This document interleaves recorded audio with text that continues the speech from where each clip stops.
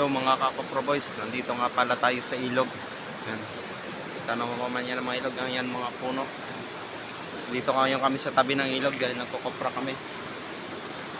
Yun o, naghahantay kami ngayon mga ka-Kopra Boys. Ito nga pala ang ilog at ang mga puno, ang mga coconut tree, ang tataas. Ang tataas na yan mga ka-Kopra Boys. Malayog, mahirap na yan akyatin. Yan, ito nga palang ilog. Doon malalim yan, maganda dito yan paligusan mga ka-Kopra Boys. Kung sinong gusto dyan magpunta dito sa ilog at maligo, yan, ang ganda. At malinis ito dito ang ilog mga ka-Kopra Boys. Kaya ano pa hinintay nyo, Kopra Boys, habang yan, tingnan naman mga puno. Ang tataas na yan, coconut tree.